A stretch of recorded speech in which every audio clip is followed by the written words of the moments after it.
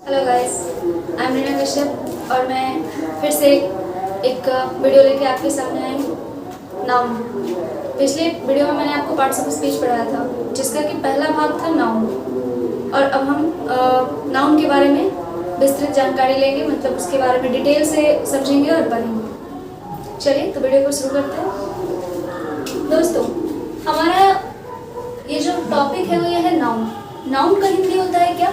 Noun का हिंदी होता है संज्ञा। नाउन का मतलब है कि संज्ञा, जिसके बारे में मैंने आपको पहले भी बताया था कि नाउन का हिंदी क्या होता है, संज्ञा होता है। और संज्ञा का मतलब क्या होता है? तो संज्ञा का मतलब होता है all the naming word are noun, यानी कि नाम, जितने भी दुनिया के जितने भी नाम हैं उन सभी को हम नाउन कहते हैं। ठीक है, तो अब देखिए, according to traditional English grammar, यानी कि पुराने जो ऐतिहासिक नहीं, यानी कि जो पुराने ग्रामर थे, पुराने व्याकरण थे, उनके हिसाब से संज्ञा को 5 भागों में बांटा गया था। वो पार्ट कौन कौन से हैं जान लेते हैं। तो हमारा पहला पार्ट था प्रॉपर नाउन, दूसरा कॉमन नाउन, तीसरा कलेक्टिव नाउन और चौथा मटेरियल नाउन, पांचवा अब्स्ट्रैक्ट नाउन। तो दोस्तों, पहले आप लोग क्या करेंगे कि मैं थोड़ा सा साइड हो जा रही हूँ और आप लोग इसका स्क्रीनशॉट ले लेंगे। वीडियो को स्टार्ट करते हैं।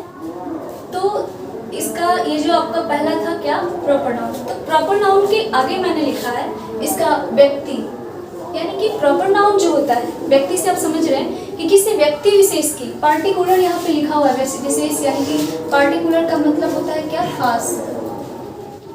पार्टिकुलर का मतलब क्या होता है, खास, यानी कि किसी खास चीजों को, कोई वैसा मतलब कि जो विशेष हो, जो खास हो, जिसके अंदर कुछ खासियत हो, जरूरी नहीं है, पर हाँ उनका नाम स्पेशल हो। जैसे अगर हम बोलते हैं काऊ, ठीक है, तो आप जितने भी काऊ हैं, इसमें कोई खास नहीं है, जितने भी काऊ हैं सभी के बारे में बात की जा रही है। काऊ अगर हमने बोला तो जितने भी गायें हैं उन सभी की बात हो जाएगी। लेकिन अगर हमने बोला एक स्पेशल, हमारा एक कोई एनिमल है, पेट है, जिसको कि हमने बोला, इंडिकेट किया टॉमी, तो चलिए हमने एक पेट रखा हुआ है जिसका कि मैंने नाम रखा है टॉमी।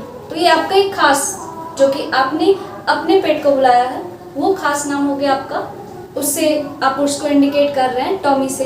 तो जो आपका टॉमी नेम होगा वो आपका हो जाएगा क्या, प्रॉपर नाउन। इसका मतलब ही होता है particular person, place, animals and things, या things and animal. Name of the particular person, place, things and animal are proper noun.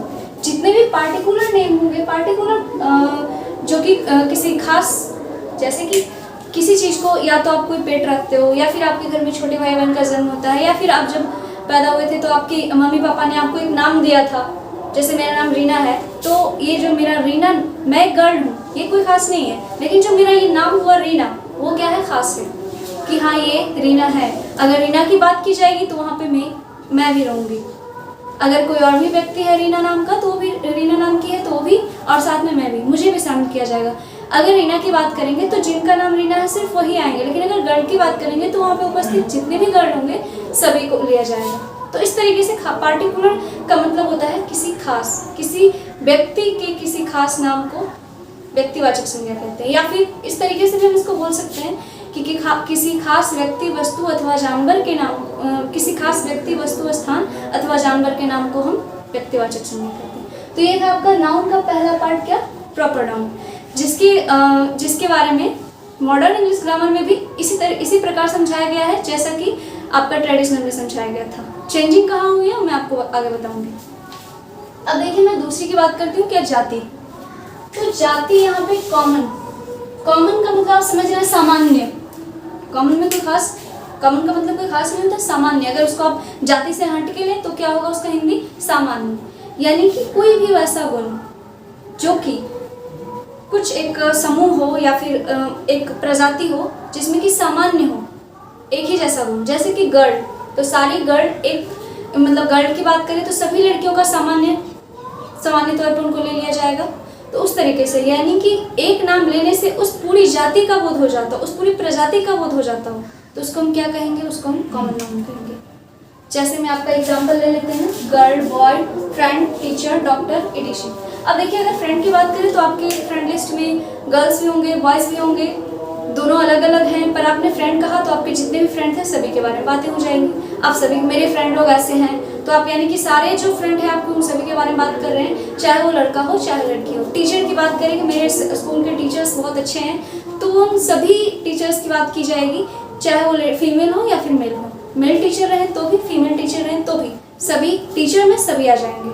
उसी डॉक्टर की बात करें तो चाहे मेल हो या फीमेल हो, जो भी हो वो सारे आ जाएंगे। तो इस तरीके से अगर हम कॉमन नाउन की बात करेंगे तो हमारा टोटल जो भी पार्टिकुलर नहीं आके जो भी हमारे एक जाति का बोध करवा देगा वो सारा आ जाएगा। तो एक ये जो जाति से मतलब है हमारा कि जो जाति का बोध करवाए, किसका बोध करवाए, जाति का बोध करवाए।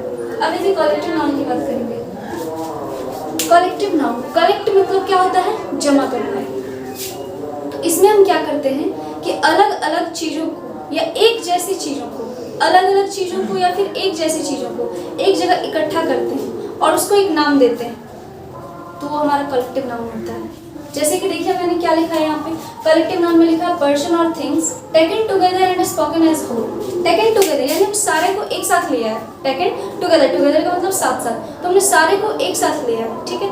लेकिन स्पोकन एज होल यानी कि हमें उनको एक साथ बुला रहे हैं, एक नाम को ऐसा दिए कि अगर सारे लोग एक ही नाम में आ जाएंगे। जैसे कि आपका क्रिकेट टीम, क्रिकेट खेलते हैं तो 12 का समूह रहता है, उन 12 को आप एक नाम से बुलाते हैं क्या, टीम। या कोई भी खेल के जितने भी खिलाड़ी होते हैं उन सभी को आप किस नाम से बुलाते हैं, एक नाम से बुलाते हैं, एक नाम से इंडिकेट करते हैं क्या, टीम। अभी अगर क्लास की बात करें तो क्लास में मेल भी है, फीमेल भी है, 1 क्लास भी है, 2 क्लास भी है, 3 क्लास भी है, 12th भी है, 10th में, जितने भी सारे आ जाएंगे, लेकिन हमने क्या उनका नाम दिया, एक क्लास।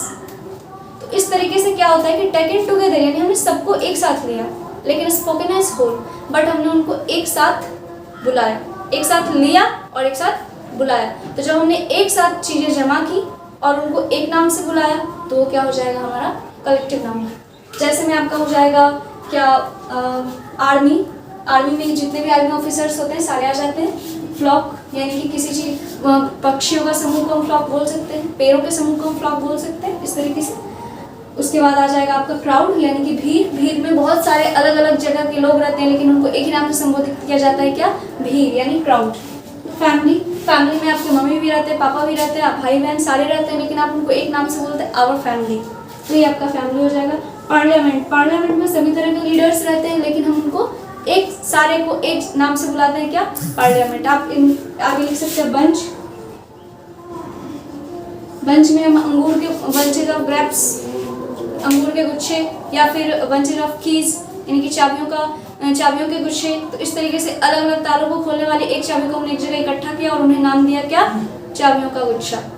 तो इस तरीके से क्या होता है कि हम अलग अलग चीज़ों को या फिर एक ही जैसी चीज़ों को एक जगह जमा करते हैं और उनको एक नाम से बुलाते हैं, और वो जो नाम हमारा होता है वो कलेक्टिव नाउन होता है। आगे देखेंगे क्या, कलेक्टिव नाउन क्या, मटेरियल नाउन। मटेरियल नाउन क्या लिखा हुआ है, द्रव्य।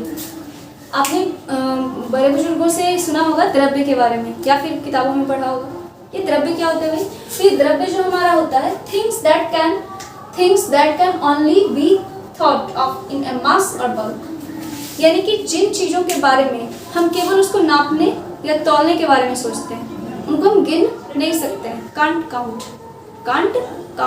जिन चीज़ों को हम गिन नहीं सकते, वो अगणनीय है, उसको हम क्या कहेंगे, मटेरियल नाउन। यानी कि जो मैटर है, क्या है, मैटर, द्रव्य है, उसको आप मटेरियल नाउन में कहेंगे। जैसे आपका हो जाएगा rice, gold, silver, milk, water, sugar, या फिर आप वैसी सारी चीज़ों को ले सकते हैं जिनको कि आप सिर्फ नाप या तौल सकते हैं, गिन नहीं सकते हैं, उन सभी चीज़ों को आप ले सकते हैं।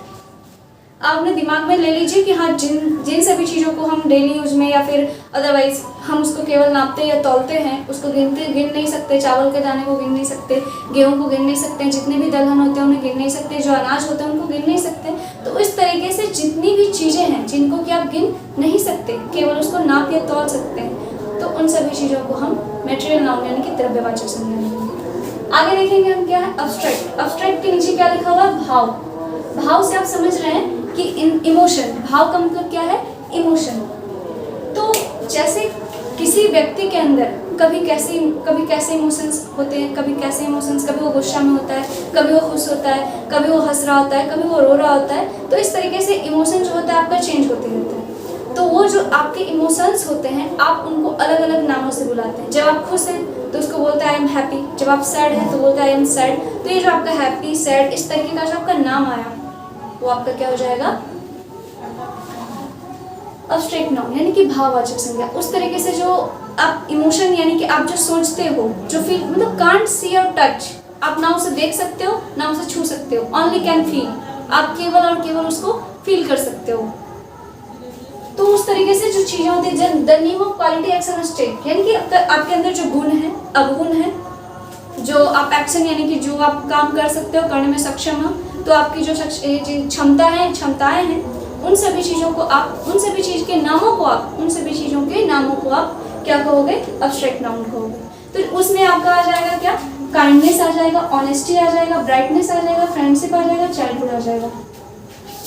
आपकी कोई फ्रेंड है, ठीक है, तो आप उसको फील करते हो कि हाँ ये मेरी दोस्त है। कोई अगर आपका इनेमी है तो उसके लिए आपके अंदर इनेमी का फीलिंग्स क्रिएट होता है कि हाँ ये मेरा दुश्मन है। तो ये सारी जो फीलिंग्स होती हैं, जो आपके अंदर जनरेट होती है, क्रिएट होती है किसी इंसान को लेकर, किसी वस्तु को लेकर, किसी चीज़ को लेकर, उन सभी चीज़, किसी चीज़ से आप डर जाते हो, किसी जानवर से डरते हो, किन्हीं को भूत से डर लगता है, किन्हीं को शेर से डर लगता है, किन्हीं को, तो वो आपकी जो डर की भावना होती है, जो खुशी की भावना होती है, वो सारी क्या होती है, अब्स्ट्रैक्ट नाउन में आते हैं।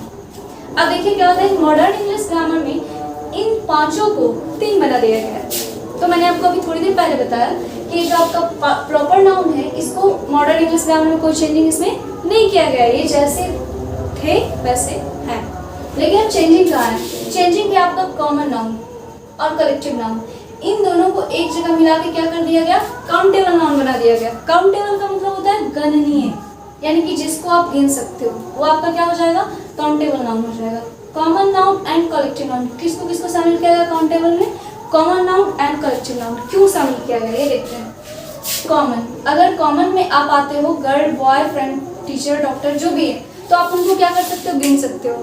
गर्ल को भी गिन सकते हैं, टीचर्स को भी गिन सकते हैं, डॉक्टर्स को भी गिन सकते हैं, या फिर कॉमन नाउन के अंतर्गत जितने भी आते हैं सभी को हम क्या कर सकते हैं, गिन सकते हैं। और उसके बाद देखते हैं कलेक्टिव नाउन। अभी जैसे आपको मैंने बताया कि किसी भी खेल के टीम, किसी भी खेल के खिलाड़ियों को हम एक टीम के रूप में इंडिकेट करते हैं। तो अब मान लीजिए क्रिकेट के टीम में कितने खिलाड़ी होते हैं, तो 12। तो हमने क्या किया, उनको गिन लिया ना, उनको काउंट किया ना, यानी कि आप उनको काउंट कर सकते हो। तो कलेक्टिव नाउन को भी हम काउंट कर सकते हैं। तो इसीलिए इनको रखा गया किसके अंतर्गत, काउंटेबल के अंतर्गत। काउंटेबल का मतलब यानी कि इन सभी चीज़ों को गिना जा सकता है, या जिन सभी चीज़ों को गिना जा सकता है वो सारे क्या हो जाएंगे आपके काउंटेबल में, ठीक है। मटेरियल नाउन और अब्स्ट्रैक्ट नाउन। मटेरियल नाउन के बारे में मैंने आपको बताया कि आप जिन चीज़ों को गिन नहीं सकते हो, केवल नाप या तौल सकते हो। तो मटेरियल नाउन को कांट काउंट, उसको गिन नहीं सकते, तो वो अनकाउंटेबल है। अब अब्स्ट्रैक्ट नाउन की बात करते हैं। तो अब्स्ट्रैक्ट नाउन में काइंडनेस, ऑनेस्टी, ब्राइटनेस, फ्रेंडशिप। अब आप फ्रेंड को तो गिन सकते हो पर फ्रेंडशिप को नहीं गिन सकते हो, क्योंकि आपके अंदर की फीलिंग है, आप ना उसको देख सकते हो ना टच कर सकते हो, तो फिर आप उसको गिन तो सकते नहीं हो। तो इसलिए उसको अनकाउंटेबल में रखा गया। अनकाउंटेबल का मीनिंग है अगणनीय, यानी जिसको गिना नहीं जा सकता है। वैसी चीज़ें जिसको कि आप काउंट नहीं कर सकते हो, उनको हम क्या कहेंगे, अनकाउंटेबल कहेंगे। और जिन चीज़ों को आप गिन सकते हो उनको क्या कहेंगे, उनको काउंटेबल कहेंगे। तो ये था आपका टोटली नाउन, ठीक है, जिसको कि हमने ज़्यादा लंबा नहीं लिया, छोटा सा मैं बता दिया कि हाँ ये इस तरीके से होता है, ऐसा होता है, नाउन है ये, ठीक है। आप इसके नीचे जो आपके डेफिनेशंस लिखे गए हैं उस तरीके से भी समझ सकते हो, या फिर अगर डेफिनेशंस, वैसे डेफिनेशंस को याद रखने की कोई ज़रूरत नहीं है, ठीक है। आप इन सभी के एग्जाम्पल्स को याद रखो कि हाँ, या वर्गीकरण करना सीखो कि ये नाउन जो है किस पार्ट में आता है, ये जो नाम है वो किस पार्ट में आता है। अभी फीलिंग आ रही है तो फीलिंग कौन से पार्ट में रहेगा, या फिर गर्ल है तो ये याद रखना है कि गर्ल कौन से पार्ट में रहता है। आपको पूरी नाउन की डेफिनेशन याद रखने की ज़रूरत नहीं है। आपको याद क्या रखना है, आप उसको वर्गीकरण करना सीखो। आप 5 नाउन को के नाम, 5 तरह के नाम को ले लो और उसको अलग अलग डिफाइन, अलग अलग ये कर दो कि हाँ ये इस तरह इसमें आ जाएगा, ये इसमें आ जाएगा, वो इसमें आ जाएगा। 5 नाम को लेकर 5 भाग में उसको डिफाइन कर दो, 5 भागों में बांट दो, तो वो आपका क्या हो जाएगा, समझ में आ जाएगा। लेकिन अगर आप चीज़ों को रटते हो तो फिर वो आपको समझ में नहीं आएगा। आप चीज़ों को समझना सीखो, उनको अलग अलग करना सीखो कि हाँ पार्ट बाय पार्ट, ये उस पार्ट में है, ये उस पार्ट में है, उसको रटने की ज़रूरत नहीं है।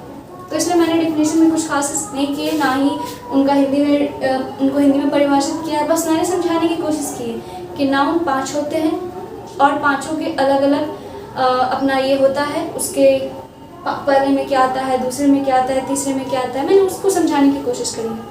क्या पहले में क्या आएगा, दूसरे में क्या आएगा, तीसरे में क्या आएगा, चौथे में क्या आएगा, पाँचवें में क्या आएगा। आपका कॉमन नाउन है तो उसमें किसको रखा जाएगा, कलेक्टिव नाउन है तो उसमें किसको रखा जाएगा, मटेरियल नाउन है तो उसमें किसको रखा जाएगा। तो अगर आप इन चीज़ों को समझ लेते हो तो फिर आपकी नाउन कंप्लीट है, फिर आपको कुछ भी रटने की ज़रूरत नहीं है। पर अगर आप इन चीज़ों को नहीं समझ रहे हो तो फिर आपको डेफिनेशन पढ़ने की आवश्यकता है। तो ये था आपका नाउन। आपने जो स्क्रीनशॉट लिया है उस तरीके से आप एग्जाम्पल्स उसमें दिए हुए थे या दिए हुए हैं तो आप उनमें भी देख लेंगे और उसके हिसाब से समझने का प्रयास करेंगे। अगर कोई परेशानी होती है तो फिर आप एक जूनियर इंग्लिश ग्रामर की बुक आती है, ऑक्सफोर्ड जूनियर इंग्लिश ग्रामर, उसमें कुछ एक्सरसाइजेस वगैरह दिए हुए रहेंगे, आप उनसे एक्सरसाइजेस कर सकते हो, या उसमें हिंदी डेफिनेशन के साथ में समझाया हुआ है उनसे समझ सकते हो। उसमें बहुत सारे उदाहरण दिए गए हैं, उन उदाहरणों से समझ सकते हो। तो अगर आपके पास वो बुक उपलब्ध होंगी तो आप उनसे हेल्प ले लेना, या फिर अगर आपको और कोई समस्याएं या दिक्कत महसूस हो रही है पार्ट्स ऑफ स्पीच के पहले भाग नाउन में या फिर पार्ट्स ऑफ स्पीच में, तो आप कमेंट करना, मैं आपकी कन्फ्यूज़न क्लियर करूँगी। तो इस तरीके से हमारा नाउन की जो पढ़ाई होती है, क्लास होती है, वो ख़त्म होती है। आप लोगों से फिर से एक बार अनुरोध है कि लाइक और शेयर सब्सक्राइब जो भी है वो सारे करें, ताकि मैं और अच्छे तरीके से आप लोगों का हेल्प कर सकूँ और अपने वीडियो को और अच्छे तरीके से आगे कर सकूँ।